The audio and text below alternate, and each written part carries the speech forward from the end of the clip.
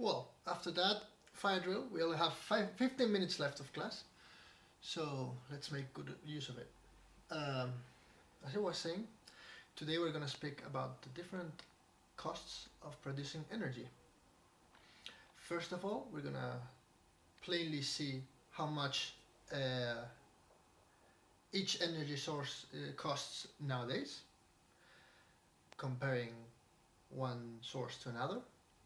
After that, we'll study the future of each energy source, how the investigation will make the costs diminish. Obviously, this will change depending on the source. And at the end of the class, we'll split into groups and make a debate about this issue. So let's begin where we said. The first point is to see how much the energy costs right now.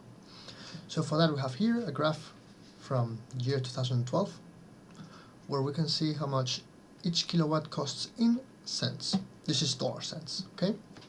So as we can see, the cheapest existing source in 2012, and that's true also nowadays, is coal. That's only 35 cents. From there on, each energy source is almost double the price. You have natural gas and nuclear.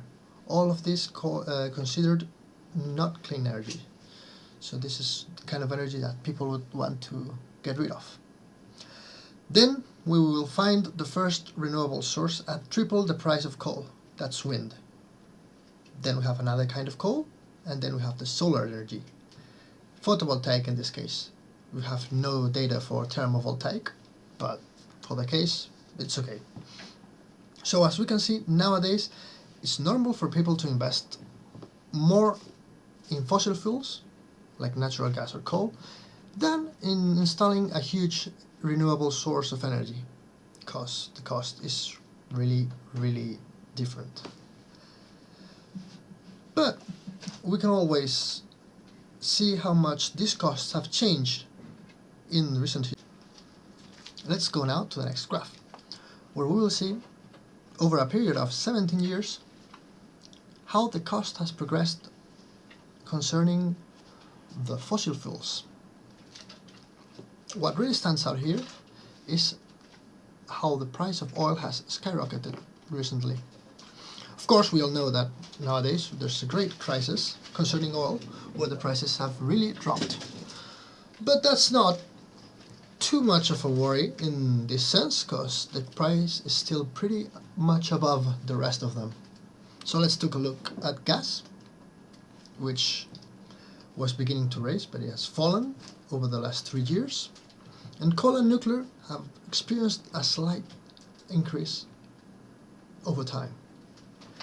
This, of course, contrasts with the next graph, where we will see how much the photovoltaic costs have dropped over time.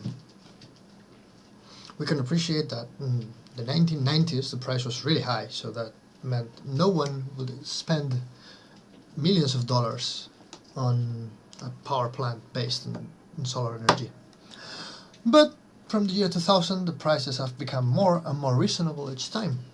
In this graph we can see at the bottom what the current cost of fossil energy is, and as you can see, in the year 2012 the costs were pretty close. Now if you factor in the environmental cost, of course nowadays photovoltaic is a much better source. But if we were looking only at the costs, you can see that the projected date of 2014 sets the year where solar energy will be cheaper than coal energy. So, on turning to our last graph, we will see an estimate for the next 40 years. Here, the red line represents solar power and its cost over time until the year 2050. The other three lines are the reference price of coal, marked in black, the most optimistic future for coal, marked in blue, and the green line represents the most pessimistic future for coal. That's the most expensive one. In this estimate, you can see that the red line intersects with the other three lines at three different points in time. Of course, the more pessimistic the future for coal is, the sooner the lines intersect.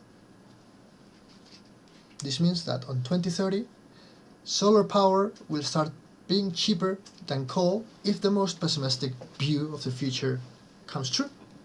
In the worst of scenarios, for solar energy that is, the best for coal thermal energy, we will approach the year 2050 when the solar power starts being cheaper.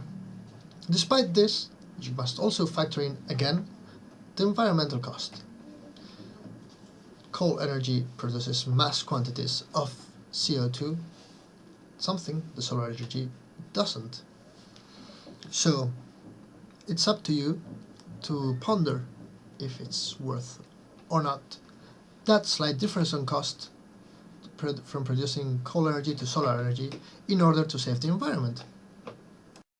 So, to sum up, as we've seen up to now, each energy source has its advantages and disadvantages. Also, we can have a slight idea of what the future might hold for us and for each of the energy sources. So that's why right now we're going to divide into groups. You can debate this amongst yourselves, and next week we will debate it globally in front of all the class. So first we're going to split the class into three groups. The group on the rightmost will be the Conservative Party, who's more interested in the cost of the energy right now. So they will support fossil fuels, of course. The left wing of the class will support future expenses, so they're more interested in investigation and cleaner energy sources that will be cheaper in the future. And the middle part of the group will be interested in more than just the costs. They will try to put a different angle into this matter. So if we're all okay with this, I'm gonna just give you a couple of questions to think about this week. So the questions you should think about this week will be: how would investing today in the most expensive energies affect future costs? Please take into account that the most expensive energies today are the ones that we hope are the most clean and most cheap in the future. Another interesting question to debate would be: how would you decide in what kind of energy to invest today or in the future? And last but not least, I would want you to wrap your hand around this. Would you instead invest on research? As we have seen, research will greatly cheapen energies in the future. So instead of building a power plant, would you invest on a laboratory to research these energies? Think about this, and we'll meet here next week at the same time. Thank you for coming.